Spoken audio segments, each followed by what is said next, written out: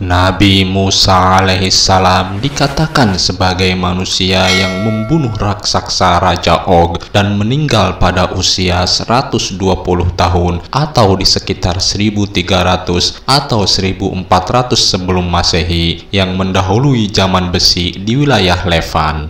Raja Og merupakan manusia raksasa yang hidup pada zaman Nabi Musa alaihissalam. Manusia raksasa adalah nyata. Ia pernah hidup di zaman dahulu. Mereka dikenal dengan nama Banu Amalikoh yang hidup di zaman Nabi Musa dan bertempat di sebuah daerah yang bernama Ariha. Allah Subhanahu wa Ta'ala menyebutkan mereka dalam Al-Quran. Allah Subhanahu wa Ta'ala pernah menciptakan manusia dalam ukuran besar yang disebut sebagai orang Jabbarin. Dikatakan tinggi badan Banu Amalikoh sekitar 55 hasta atau sekitar 25 meter. Ketika Nabi Musa alaihissalam singgah di suatu negeri, beliau mengutus mata-mata untuk melihat sebanyak 12 orang agar mencari tahu kabar yang ada di kota tersebut. Lalu mereka bertemu dengan seorang Jabbarin dan mereka dimasukkan ke keranjangnya dan membawa mereka ke kota. Lalu orang besar itu memanggil kaumnya agar berkumpul dan mereka berkata, "Siapakah kalian?" Lalu kaum Nabi Musa berkata, "Kami adalah kaum Nabi Musa. Beliau mengutus kami untuk mengetahui kabar kalian." Lalu kaum Nabi Musa diberi satu buah anggur yang mencukupi satu orang. Mereka berkata, "Pergilah kepada Musa dan kaumnya dan katakan, perhitungkanlah bagaimana besarnya buah-buahannya." Mereka pun pulang kepada Nabi Musa dan berkata, "Pergilah engkau dan Tuhanmu saja yang memerangi mereka, wahai Nabi Musa. Kami akan duduk di sini saja, tidak ikut berperang."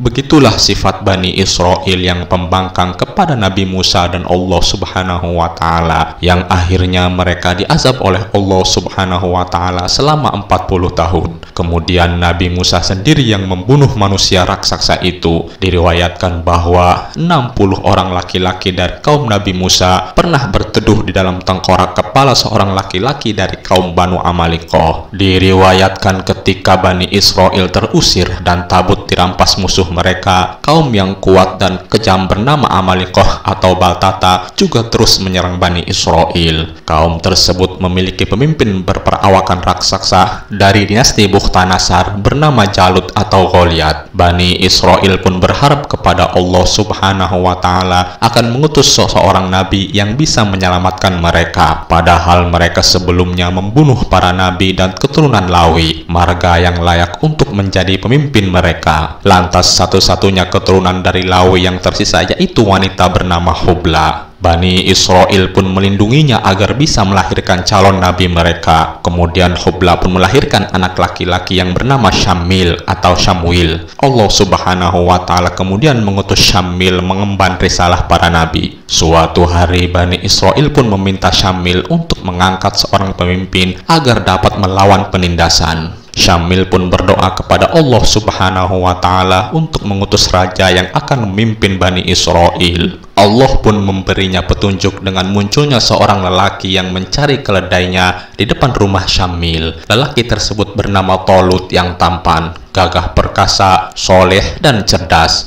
Syamil pun mendapat pertanda bahwa pemuda tersebutlah yang akan memimpin Bani Israel. Namun ketika mengumumkannya, Bani Israel menolaknya. Sebab dalam kisah Jalut dan Tolut ini, Tolut adalah pengembala miskin dan bukan keturunan Lawi. Kemudian Syamil memberikan bukti dan Tolut pun terbukti merupakan utusan Raja Bani Israel. Tolut pun segera mengumpulkan kekuatan untuk melawan kelompok menindas Jalut. Kemudian Tolut menyiapkan 80.000 pemuda sebagai prajuritnya. Mereka menggunakan peralatan yang lengkap, kemudian berangkat untuk memerangi pasukan Jalut. Jalanan Sahara yang mereka lalui pun membuat pasukan lelah dan kehausan. Kemudian Allah Subhanahu wa Ta'ala menguji mereka dengan sungai yang mengalir antara Yordania dan Palestina. Tolut mewanti-wanti pasukannya untuk menghilangkan haus, untuk meminum seciduk tangan saja. namun mereka malah melanggar perintah dan meminum air sungai sebanyak-banyaknya. Dari banyaknya pasukan yang ada, hanya sekitar 300 orang saja yang mematuhi Talut. Mereka terdiri atas orang-orang yang saleh, termasuk Nabi Daud yang belum diangkat sebagai Nabiullah. Dalam kisah Jalut dan Talut, pasukan lain yang minum air sebanyak-banyaknya menjadi pucat dan takut untuk berperang. Akhirnya Talut pun melanjutkan perjalanan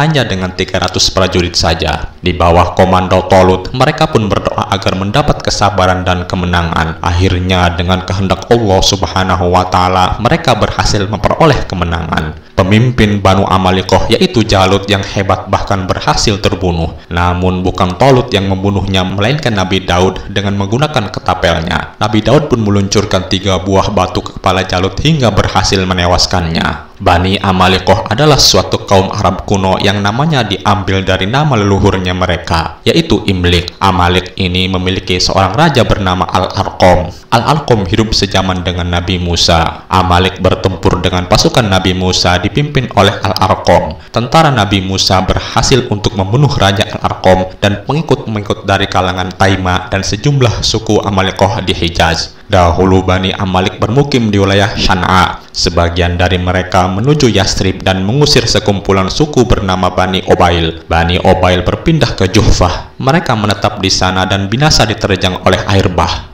Bani Amalikoh dalam kisah itu adalah suku Arab Suraha. Mereka termasuk suku Arab paling kuno. Mereka berbicara bahasa Mudor, bahasa yang digunakan oleh suku Arab yang telah musnah. Mereka adalah suku pertama yang menggunakan bahasa Arab setelah meninggalkan Babilonia. Dikatakan bahwa kaum Amalikoh menghadang Bani Israel setelah keluar dari Mesir dan akan menuju ke tanah perjanjian. Suku itu menimbulkan peperangan antara Bani Israel dengan orang Amalek. Peperangan itu membuat kerugian besar pada mereka. Ini pun memberi rasa takut di hati mereka. Karena hal itu, Bani Israel memiliki rasa dendam kepada orang-orang Amalek. Dendam itu terekam dalam ayat-ayat yang dikatakan oleh Nabi Syamuel kepada Raja Saul atau Raja Talut. Itulah tadi kisah singkat mengenai raksasa Banu Amalikoh. Semoga bermanfaat. Assalamualaikum warahmatullahi wabarakatuh.